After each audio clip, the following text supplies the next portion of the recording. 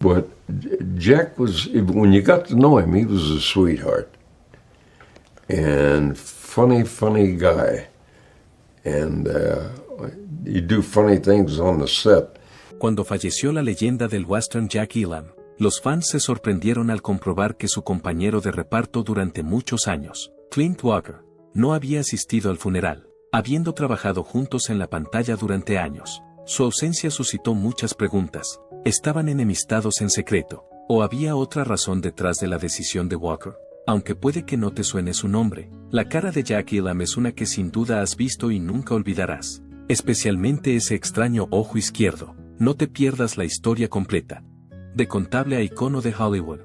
Elam se convirtió en uno de los intérpretes de personajes más conocidos de Hollywood gracias a su mirada, que se resistía a todo lo que pudiera considerarse predecible. Sin embargo, antes de captar con éxito la atención del público con su aspecto único y su encantadora interpretación en el cine, su vida estuvo llena de obstáculos, momentos difíciles y sucesos inesperados. Jack Elam nació en el año 1920 en la montañosa ciudad minera de Miami, Arizona, un lugar en el que la vida era difícil y el lujo bastante infrecuente.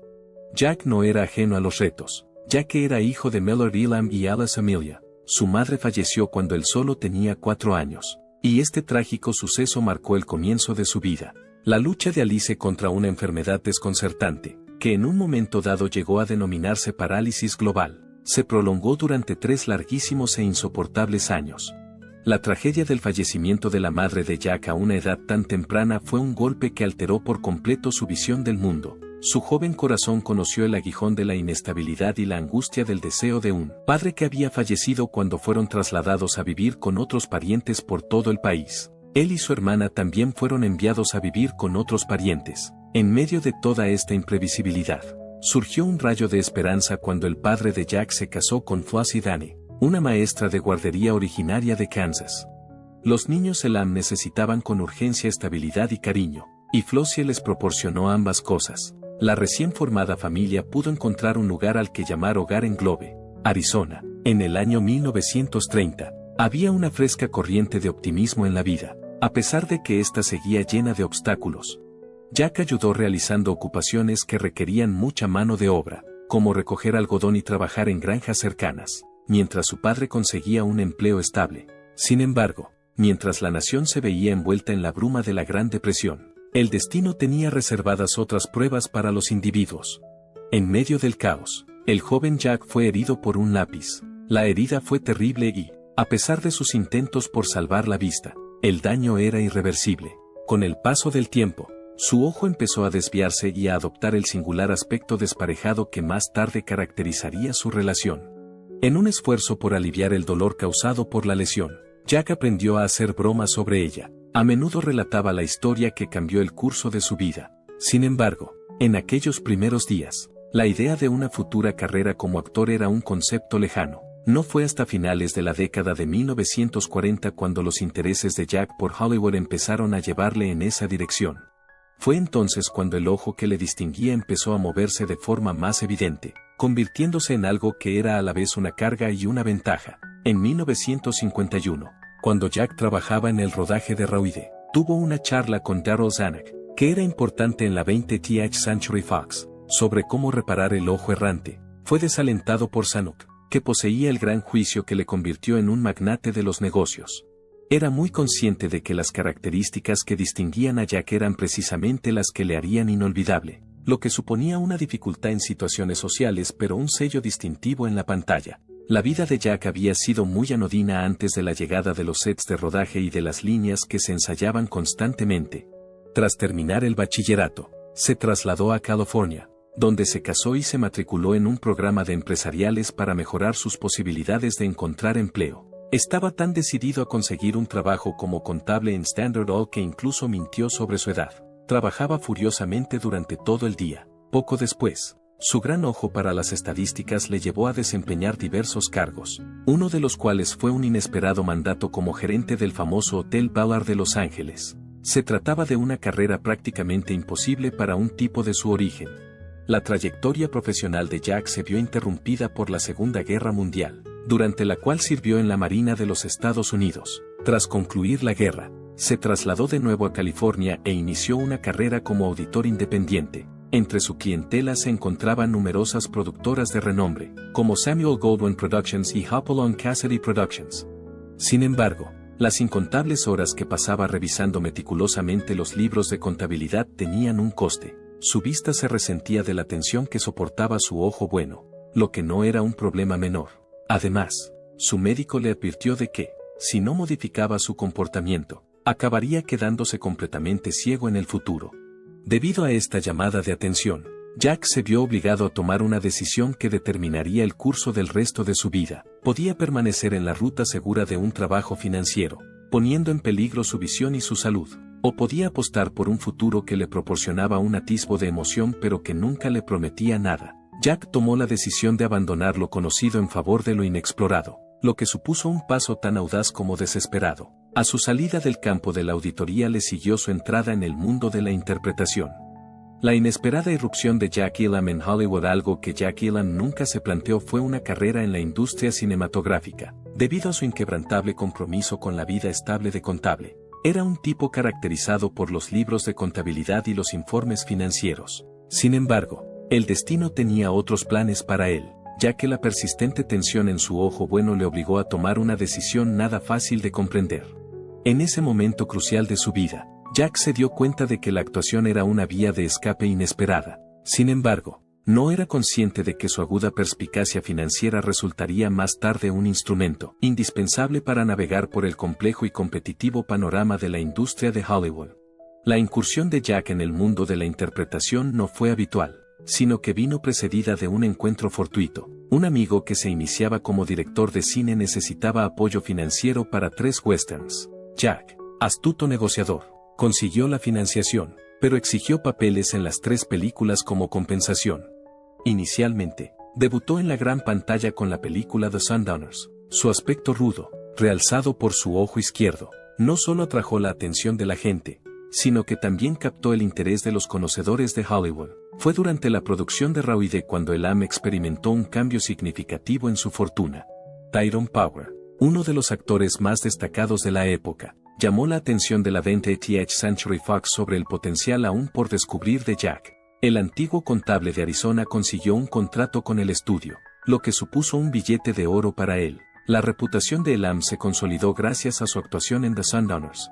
Los cinéfilos nunca olvidarán el particular momento en el que interpretó a un villano. Esta escena quedará grabada para siempre en sus memorias. Su capacidad para transmitir una sensación con una sola mirada dejó asombrados a los críticos. Fue Doug Martin quien hizo la famosa observación de que los ojos de Jack transmitían villanía con la misma certeza que la nariz de Durante sugería risa. Esta afirmación resume la extraordinaria capacidad de Jack para definir a un personaje con solo una mirada. Durante la edad de oro de Hollywood, Jack se convirtió en el actor preferido para los papeles más peligrosos. Desde El llanero solitario hasta Gunsmoke, representó el mal con un brillo inigualable. Sin embargo, demostró su flexibilidad en la dimensión desconocida, donde a veces actuaba a contracorriente, añadiendo una nueva capa de complejidad a las historias del viejo oeste. Apareció en series como Death Valley Days y Lawman. Jack Elam se había convertido en algo más que un nombre al final de la década de 1950. Era una figura legendaria, la definición misma de un villano. Sin embargo, con el paso del tiempo, sus papeles empezaron a cambiar, lo que indicaba el comienzo de un nuevo capítulo para esta inusual celebridad, la que estaba detrás de la sonrisa cruel. Los comienzos de la carrera de Jack Elam en Hollywood empezaron con una mirada y una sonrisa feroces, que le hacían ideal para papeles de malvado en películas del oeste y de suspense. Su errático ojo izquierdo y sus rasgos toscos daban la impresión de que estaba destinado a interpretar a una figura peligrosa. Sin embargo, era un actor capaz de la calidez y la comedia que se escondía bajo ese comportamiento severo. Elam pasó de ser el villano de turno a convertirse en una figura humorística muy querida con el paso del tiempo, a medida que los espectadores se iban dando cuenta del sorprendente encanto que escondía en su interior. Fue el momento en que Support Your Local Sheriff se convirtió en el punto de inflexión. Con su actuación en esta comedia del oeste, Jack demostró que era capaz de algo más que asustar a la gente. Se deshizo de su personaje tradicional de forajido peligroso y, en su lugar, hizo gala de su magnífico ritmo cómico y su expresivo semblante. Tenía la gracia de divertir y entretener. Elam supo demostrar que no solo era un gran villano, sino también un cómico nato, capaz de fusionar la despiste con el encanto para agradar a los espectadores. Así lo demostró la popularidad de la película. La nueva imagen de Jack como actor de humor se vio confirmada por el éxito de la secuela Support Your Local Gunfighter, que se convirtió en una de las favoritas de Jack y consolidó su posición como actor de comedia. Para aprovechar al máximo el talento de Elam, el director Burt Kennedy fue fundamental en el proceso. Kennedy puso a Elam en una serie de producciones que mostraban sus dotes cómicas, como Río Lobo, The Texas Wheelers y The Life and Times of Grizzly Adams, entre otras. Gracias a su humor inexpresivo y a sus payasadas, consiguió ganarse a una nueva generación de fans e introducirse en el mundo de la comedia con éxitos como The Cannonball Run y su secuela. Durante el rodaje de El encuentro con Aurora, Jack vivió un capítulo muy emotivo en sus últimos años de vida. Leyendas del Oeste y sus profundas huellas. Entabló relación con Mickey Hess, un niño de 11 años al que diagnosticaron progeria, y su amistad trascendió el ámbito de la pantalla. Inspirado por la capacidad de Mickey para perseverar ante la adversidad, Elam participó en el documental titulado I'm Not a Freak, No Soy un Bicho Raro, que detallaba la vida del niño y las dificultades a las que se enfrentaba. Jack comentaba, he conocido a mucha gente, pero nunca he conocido a nadie que me llegara como Mickey, decía Jack mientras pensaba en su amistad. A lo largo de su carrera, que abarcó más de medio siglo, Jack Elam participó en más de 119 películas y apareció 260 veces en televisión. En El plató de Cheyenne, una emblemática serie de televisión del oeste que transformó el drama televisivo, Clint Walker y Jack Elam entraron en contacto por primera vez. Fue la primera vez que sus caminos se cruzaron. Por aquel entonces, Clint Walker ya era una presencia imponente tanto dentro como fuera de la pantalla. Interpretaba el papel de Sean Buddy, un nómada del oeste americano tras la guerra de secesión que encarnaba el equilibrio entre el poder y la compasión en su búsqueda de la justicia.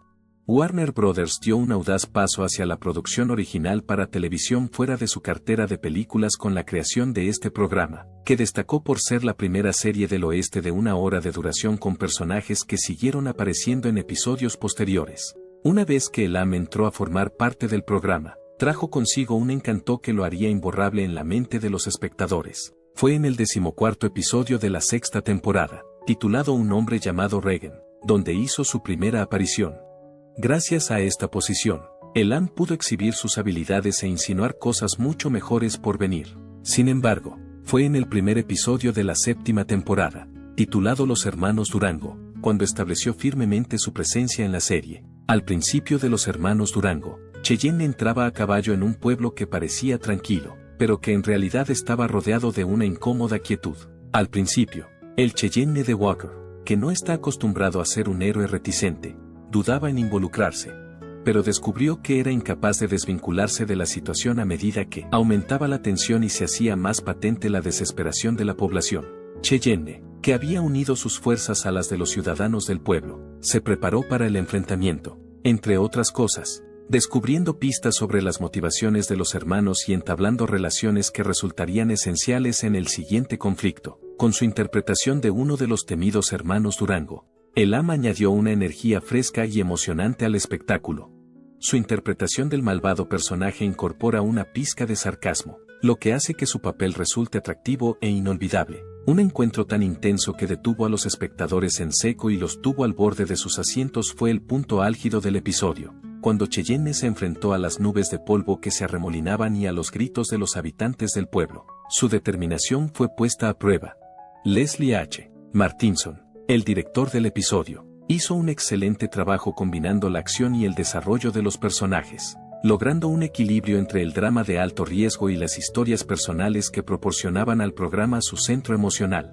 El público se vio transportado al corazón del lejano oeste gracias al uso de la ambientación del western, que incluía paisajes rocosos y ropas de época extremadamente detalladas. Todo ello contribuyó a crear una experiencia tan real como estimulante. En The Dakotas, Jack Elam se llevó la palma.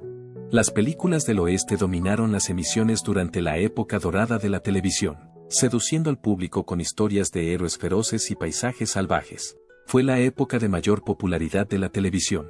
Sin embargo, incluso durante este periodo de gran éxito, no todos los programas estaban destinados a durar mucho tiempo. The Dakotas fue uno de ellos. Se trataba de un prometedor western producido por ABC y Warner Brothers, pero se interrumpió antes de que su primera temporada pudiera desarrollarse por completo.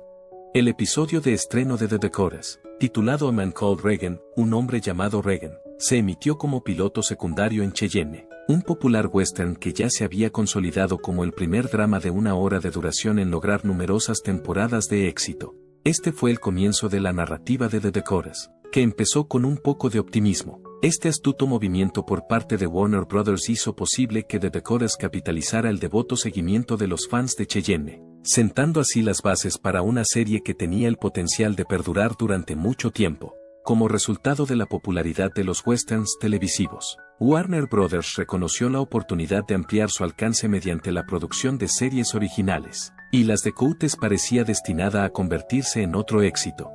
A pesar de que Clint Walker era el protagonista de confianza de la serie, de vez en cuando ésta cambiaba su atención hacia otros personajes en episodios que no formaban parte de la serie. En una de estas historias, titulada Un hombre llamado Regan, se presentaba al público a un grupo de agentes de la ley encargados de mantener el orden en la región de Dakota. Además, Chad Everett, Larry Ward y Michael Green aparecían en el episodio junto a Jack Elam, que interpretaba el papel del ayudante del sheriff J.D. Smith.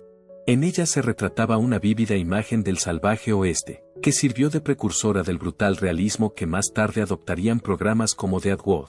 A pesar de que The Dakotas no fue una sucesora directa de Cheyenne, obtuvo su primer aliento de la popularidad de esa serie, distinguiéndose por un tono más oscuro y complicado, en contraste con las representaciones a veces heroicas de la vida en el oeste que se mostraban en Cheyenne. The Dakotas retrataba un mundo más duro y menos indulgente, en el que los agentes de la ley se debatían entre una ética ambigua y decisiones terribles. Esta colección de cuentos cobró vida gracias al reparto. Larry Ward encarnó al estoico Marshall Regan, Chad Everett interpretó a Dal Stark, el ansioso ayudante del sheriff que tenía mucho que demostrar, y Michael Green protagonizó al sheriff Vance Porter, un cobarde bajo la influencia de hombres fuertes como Van Stark. La caracterización de J.D. que dio Jack Elam fue el aspecto más importante de la serie. Smith era un pistolero que llegó a ser leal a distintas organizaciones. La actuación de Elam fue cautivadora, y aportó a la obra un atractivo polifacético que muy pocos podrían igualar. El público no salía de su asombro gracias a su personalidad errática y su humor pícaro, que añadían una capa de complejidad a la brutal realidad que Los Dakotas pretendía representar. Los Dakotas destaca por la seriedad de sus temas y el retrato realista de los seres humanos, al tiempo que destaca por su incisiva narrativa y la complejidad moral de sus personajes.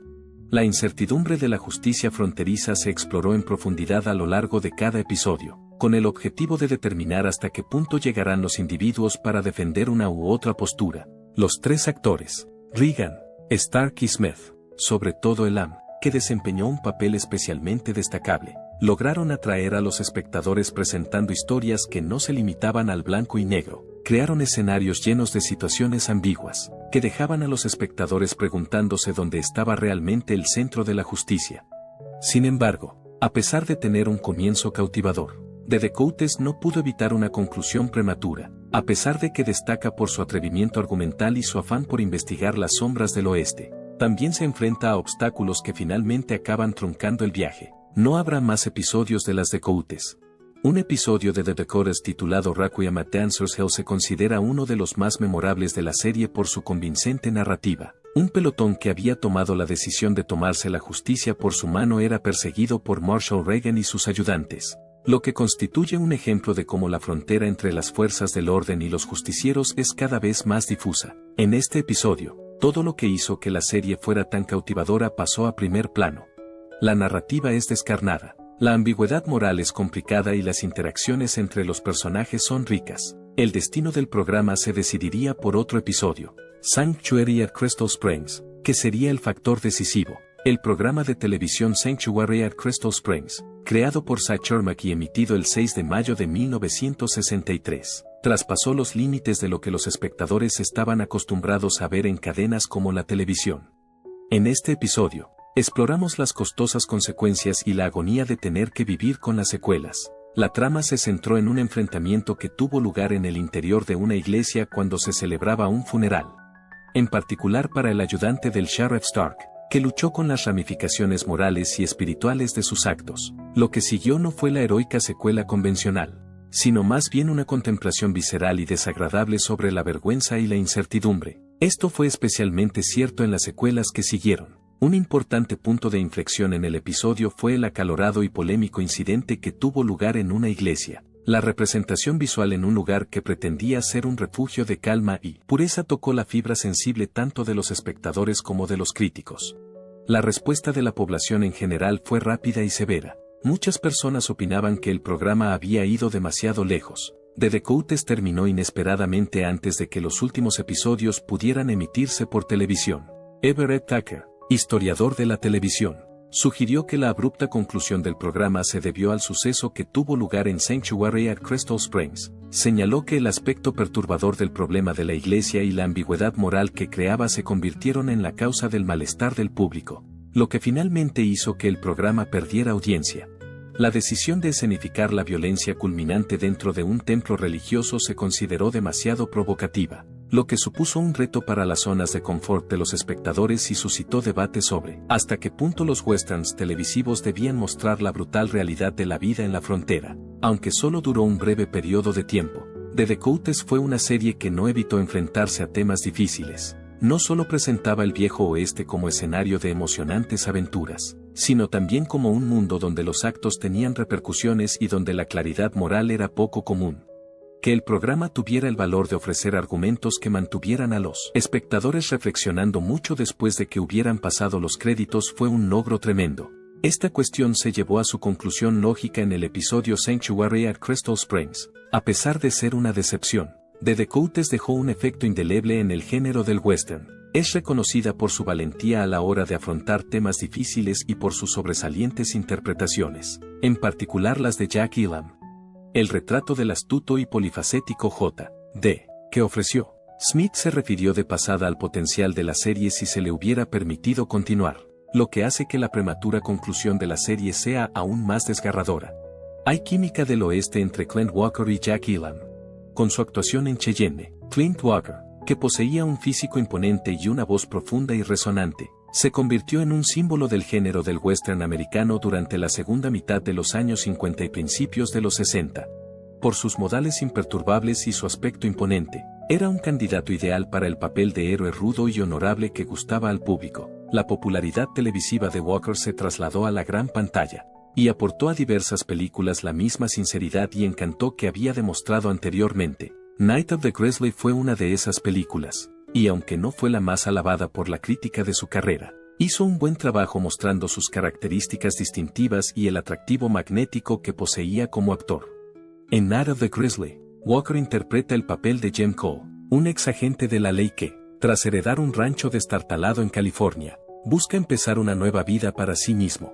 La dedicación que Jem muestra parece no tener límites cuando está rodeado de su mujer, Angela, sus 2 hijos y su sobrino Sam. No hay garantías de que haya paz en la frontera.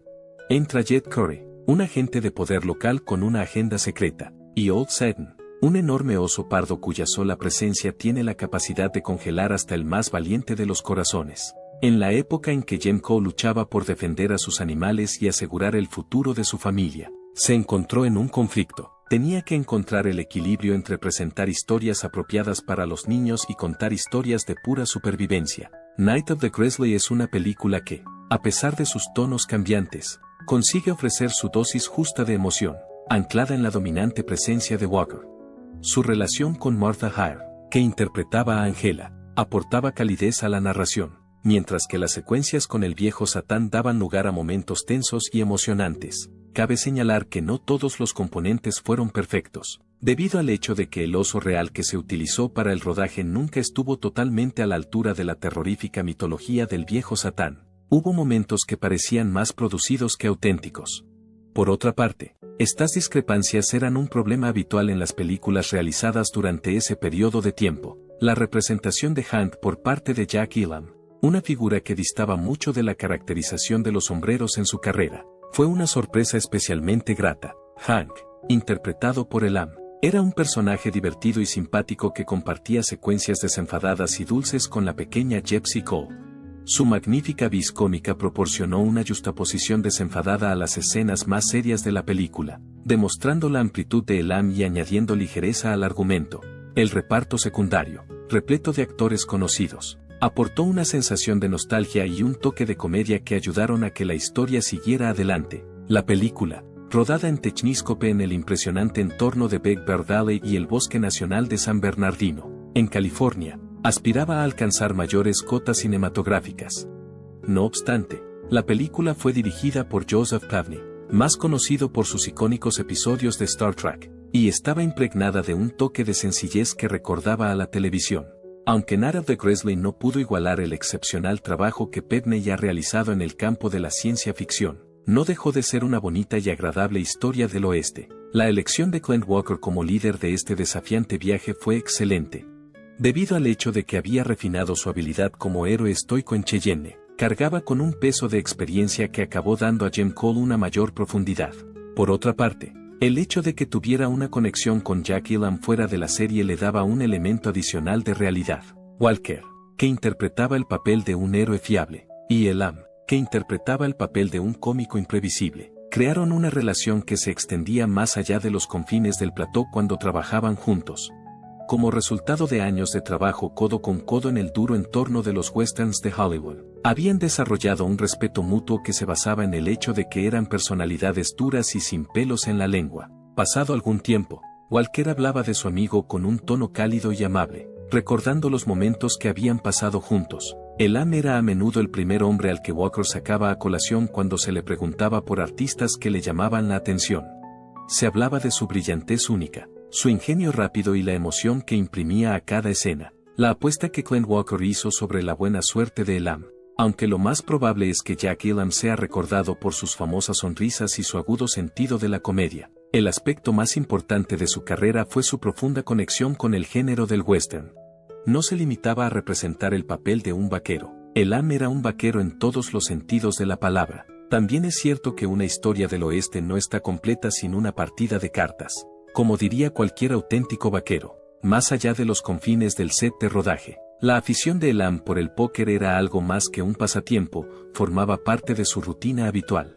En el ámbito de los juegos de cartas, prefería el póker del mentiroso por encima de todos los demás. Debido a la intensidad de su pasión por el juego, pudo colar una condición especial en su contrato con Warner Brothers, que le prometía al menos algo de tiempo para jugar al póker.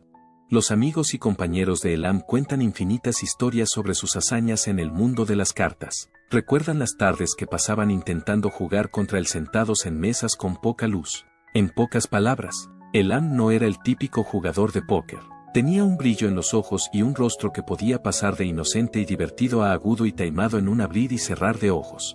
El hecho de que sus coprotagonistas solo aportaran un poco de dinero es una prueba de que era famoso. Ya estaban preparados para la conclusión más probable, así que para añadir algo de emoción a la situación, incluso hacían apuestas paralelas sobre las cosas más insignificantes. Cuando Clint Walker, que era uno de los socios habituales de Elam, recordaba la extraordinaria racha de victorias de su amigo, solía reírse.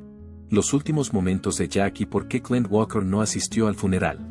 En 1994, la salud de Jack Elam empezó a deteriorarse, lo que supuso una evolución gradual e inquietante para un tipo cuya vida se había definido por la garra, la comedia y una presencia cinematográfica inconfundible. El legado de Elam fue honrado como correspondía, a pesar de que la edad y la enfermedad hicieron mella en él.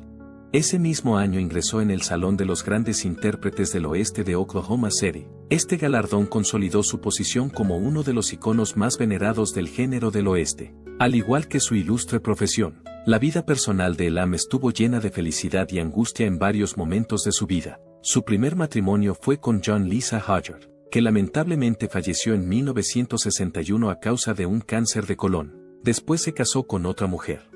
Ese mismo año, Margaret M. Jennison entró en su vida de la mano del destino, y ambos pasaron juntos más de 4 décadas, a consecuencia de una insuficiencia cardíaca congestiva. Jack Elam falleció en 2003 a la edad de 82. Su muerte significó el final de una era para sus devotos seguidores y sus allegados. Cuando se conoció la noticia del fallecimiento de Elam, muchos anticiparon que su viejo amigo y coprotagonista, Clint Walker, estaría presente en su entierro para darle el último adiós. A pesar de que ambos habían pasado años juntos delante de las cámaras y riéndose entre bastidores, la ausencia de Walker fue un factor importante en el desarrollo de su relación.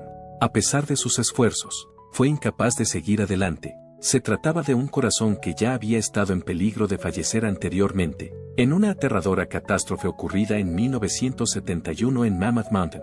El incidente le dejó secuelas duraderas que requerían cuidados regulares. A pesar de que acabó sobreviviendo contra todo pronóstico, Walker no pudo permitirse el riesgo de viajar al entierro de Elam debido a la cantidad de tristeza, viaje y peso emocional que suponía la travesía. Existe la posibilidad de que la tensión hiciera que su corazón sobrepasara sus frágiles limitaciones.